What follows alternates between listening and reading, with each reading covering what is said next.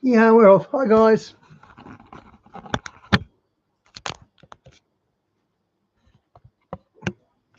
I got so much here.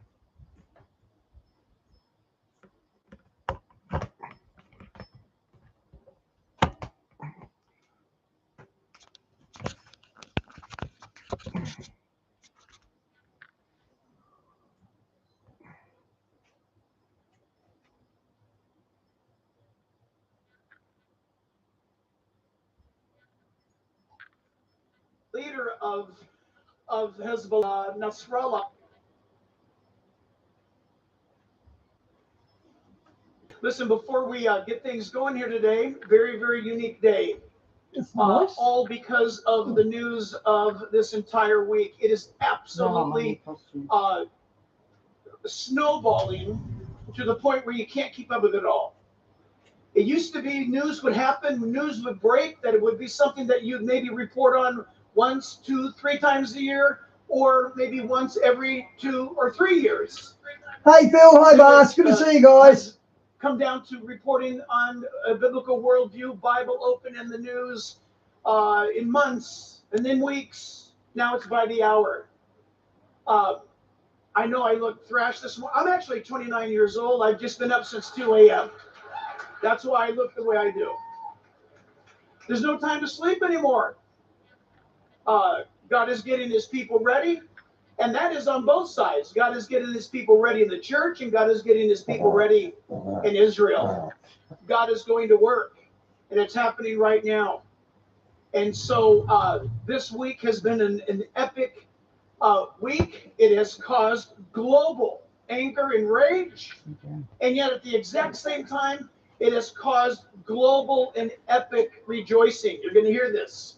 You're going to be quite surprised as to who's rejoicing. But God's on the move. And there are overwhelming reports around the world, but tremendous reports from the Middle East. That's true, yeah. Iran, Syria, Israel, Turkey, Egypt, where people are coming to know the Lord. And it is. That's true. There's a big revival in the Middle East. Tens of thousands are coming to them a day. It's not a small amount of people.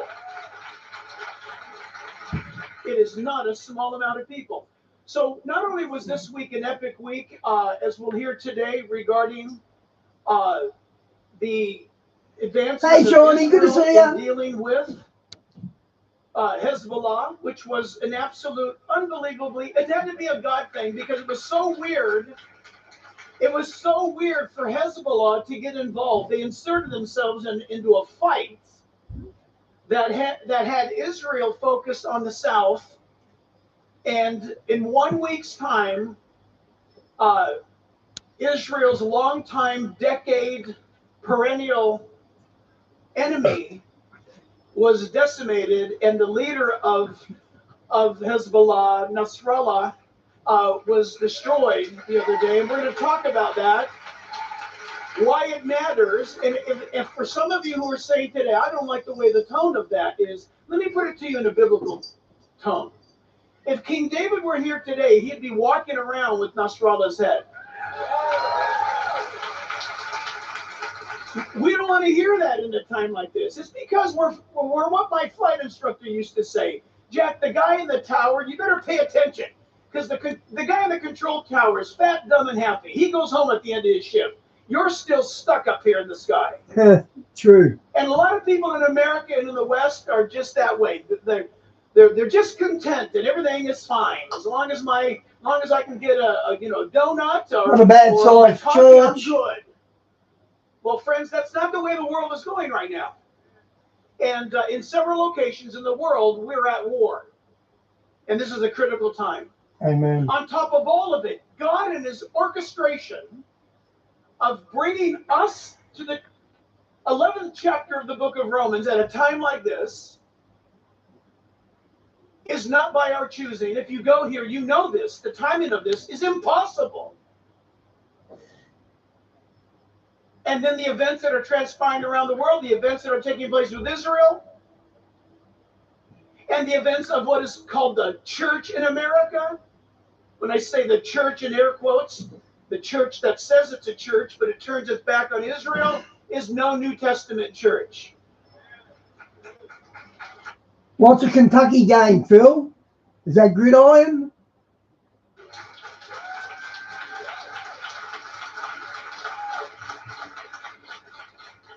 These are prophetic times.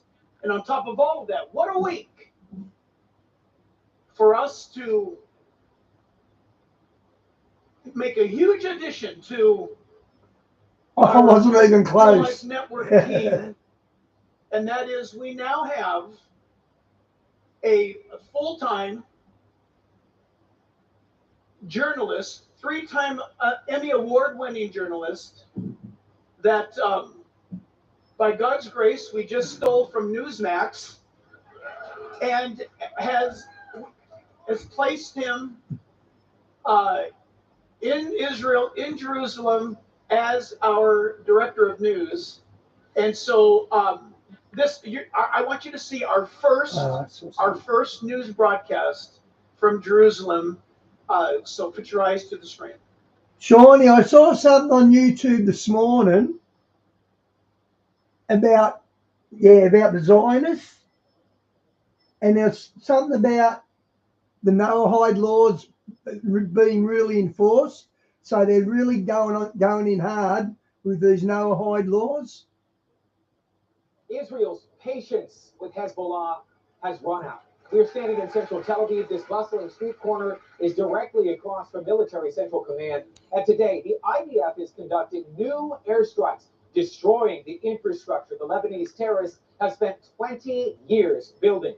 The Israeli Air Force hit over 1,600 Hezbollah targets on Monday, killing, according to the Lebanese Health Ministry, over 500 people. The Israeli offensive meant to stop the daily rocket fire from Hezbollah, 9,000 since October 7th, and also to return the 60,000 Israelis who live on the Lebanese border back to their homes. Thousands in South Lebanon heeded the warning from Israel by text and by phone to get out of harm's way, while Israeli forces destroyed weapons depots in private homes, apartment buildings, where Hezbollah was storing heavy weaponry.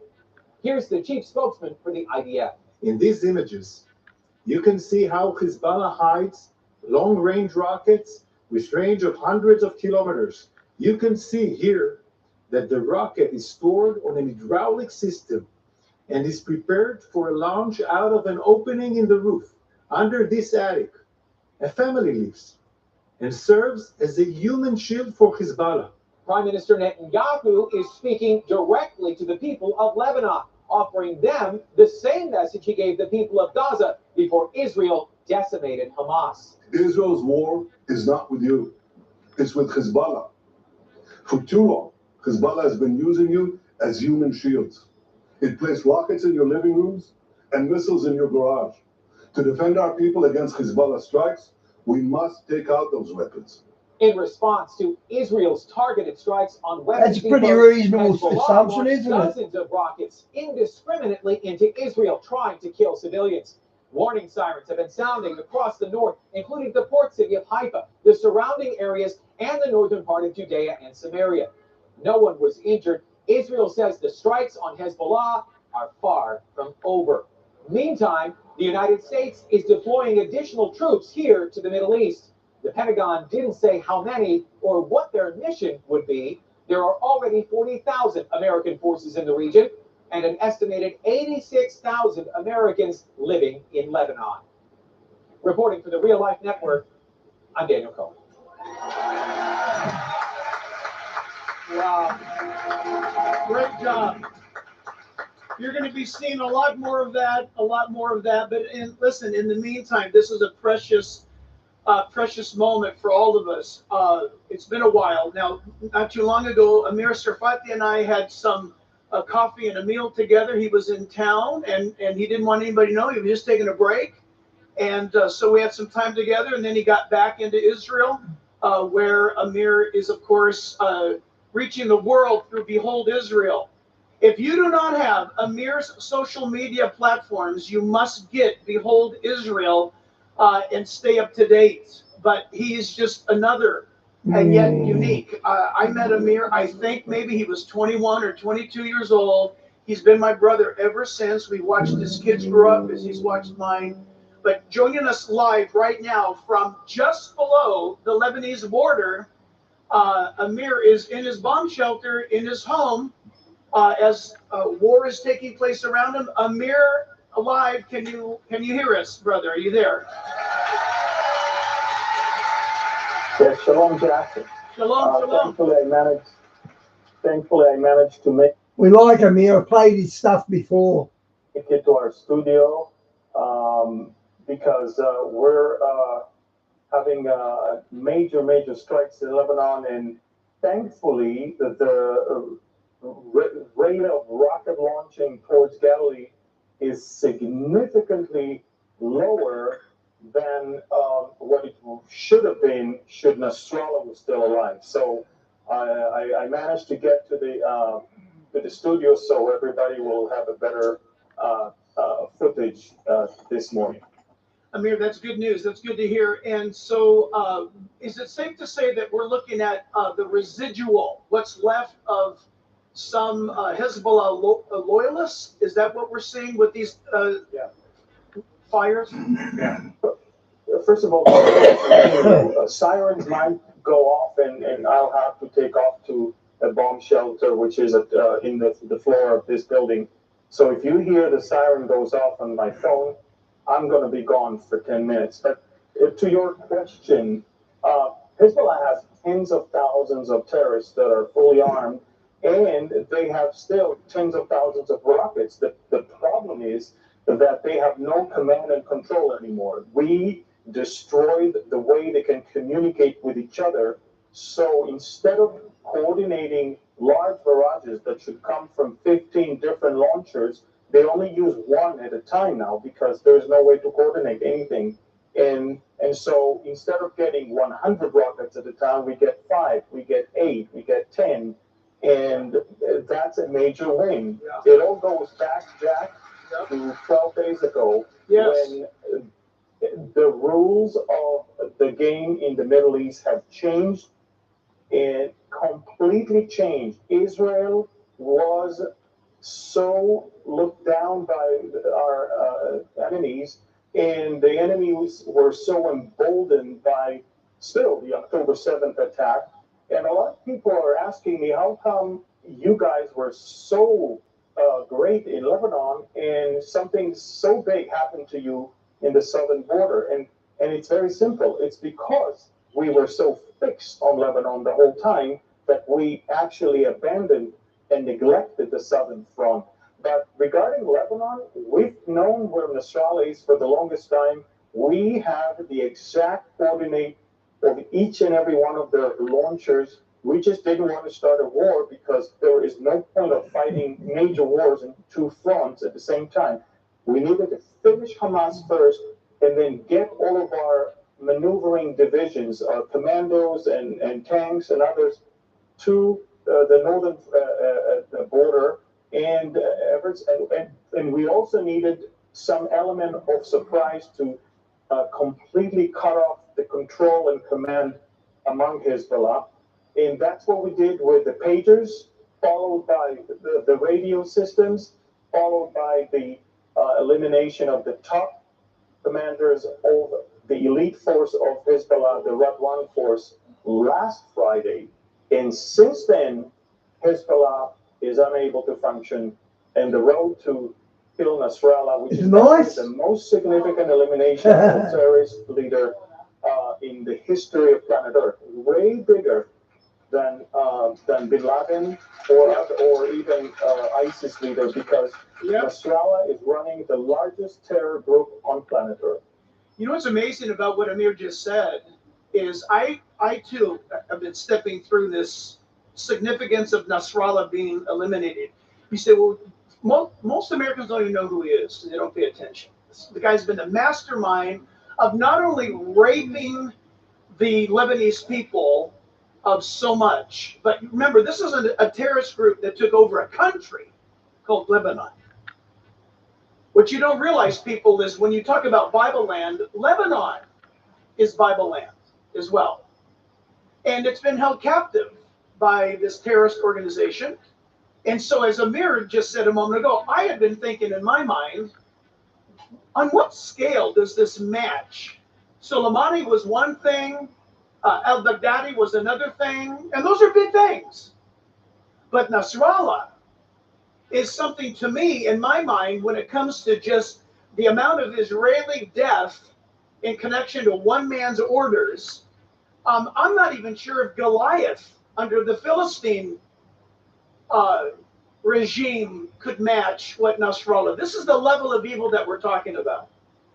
And we're sitting and we're living through it right now, friends, in world history. You're watching this go on. And we're going to go in this conversation, which, by the way, 100% unrehearsed. We did not text points. Amir and I, we don't do that stuff. We just let it go.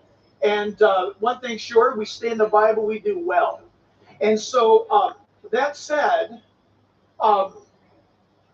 Amir, we saw rather quickly here in the U.S.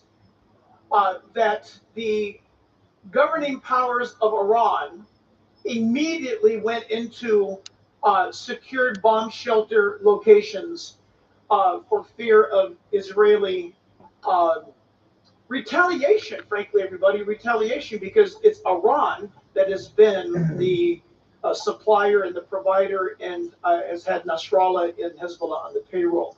Amir, what can you tell us about the current moment of the atmospherics of Tehran? Yeah, they're shaking right now. They are on the run. They are in hysteria because right now the Iranians understand that if we got into the communications and the locations of the top brass of Hezbollah, that means we know everything about the Iranians themselves. And we proved that a couple months ago when we eliminated Ismail Haniyeh, not just in Tehran, but in the most secure part of Tehran, where only the Iranian Revolutionary Guard, the IRGC, are hosting their VIPs 2 kilometers away from the presidential palace, and we eliminated Hamas top leader right there in the heart of Tehran, which means we are having on our payroll several people within the Iranian Revolutionary Guards, as much as we have people within Hezbollah as well. Look, the one thing that Israel failed to do in Gaza for the last 20 years is ever since we pulled out of Gaza, is human intelligence. We thought that we can rely on signals only, SIGINT, and we failed. There is no replacement for human intelligence for people. We need to know how people think, and there is no signal that can give you that. You need to have people around.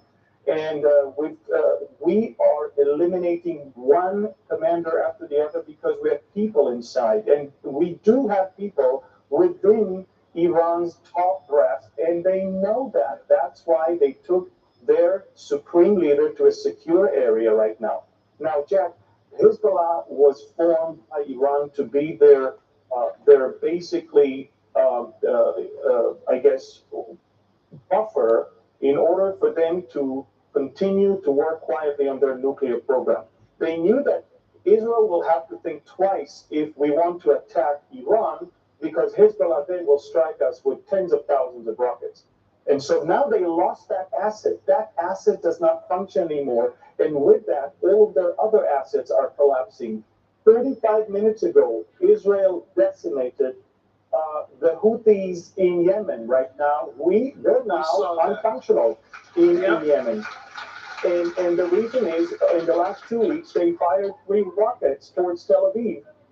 And so one proxy after the other, they're losing. And this is, my friend, why Iran cannot lean on their proxies, but Iran will have to lean on other countries to come against Israel. Yeah, well said. Everybody, just put things in perspective.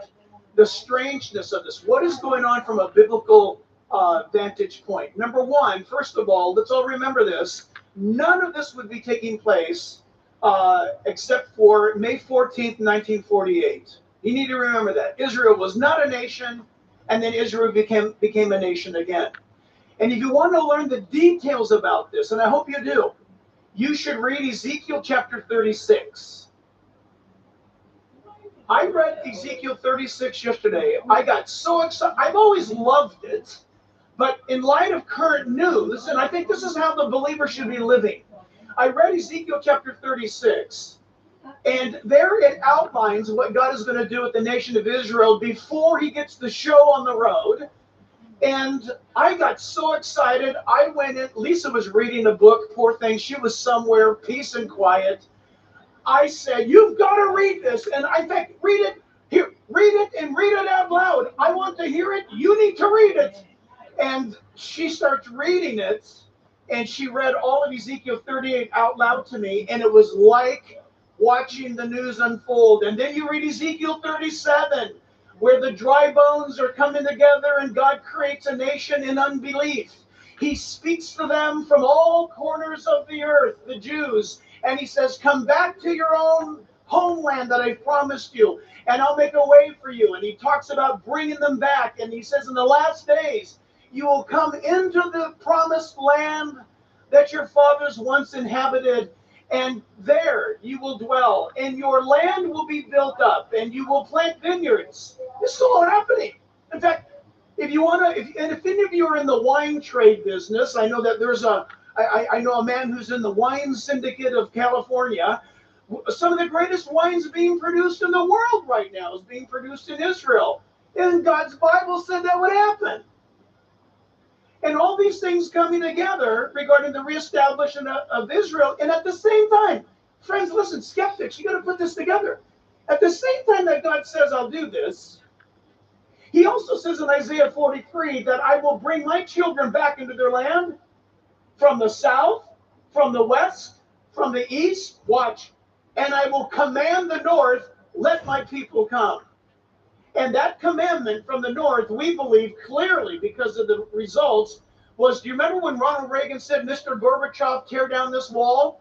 Did you know that quickly over 600,000 Russian-born Jews made Aliyah? They moved immediately to Israel, and no wonder God said to the north, I command you, let my people come. And that's Isaiah 43. You can read that later. Putting things into context, where are we today? We are now going through an area where I personally believe it's dovetailing with Romans chapter 11, where there's been a blindness over the eyes of the Jew until now, a stupor where they cannot see. But we're starting to see many Jewish people come to faith in Christ. What's going on?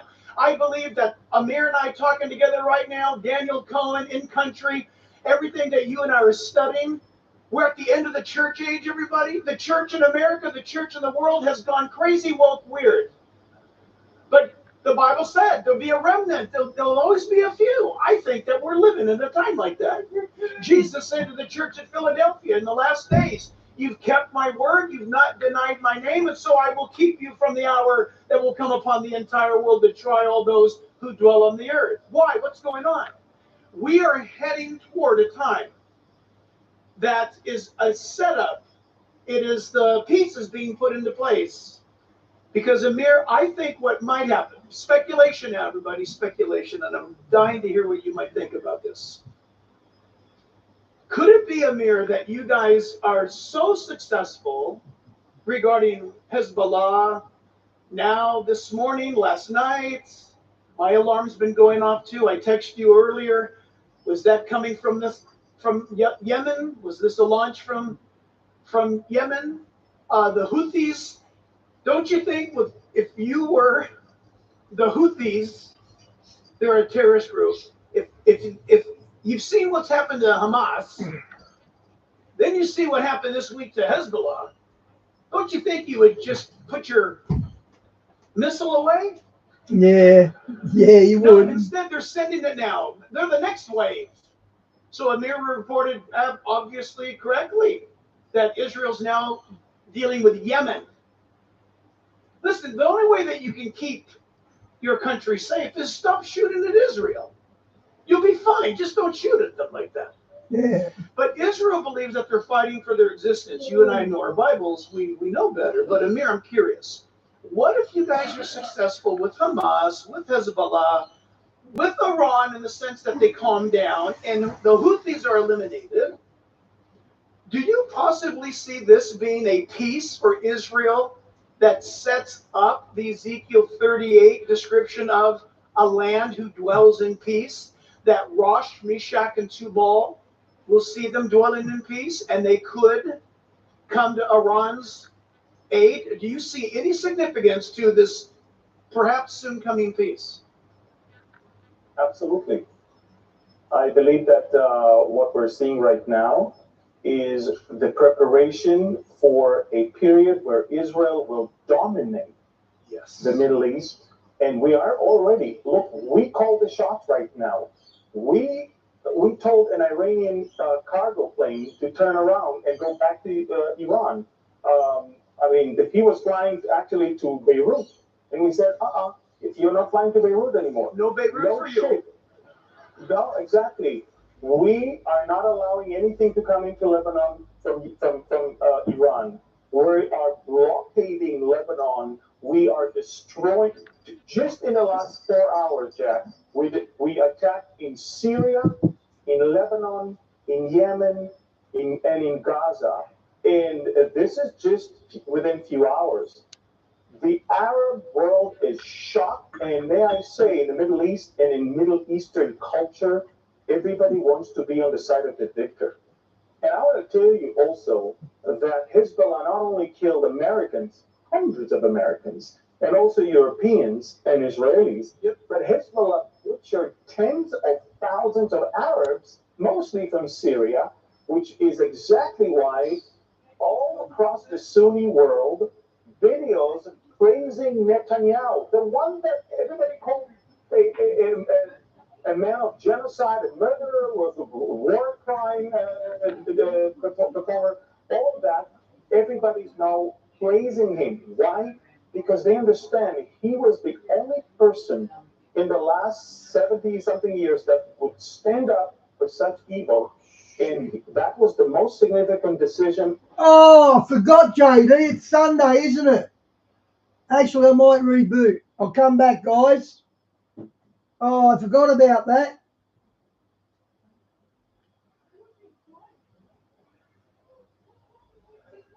Okay, guys, I'm going to hang up.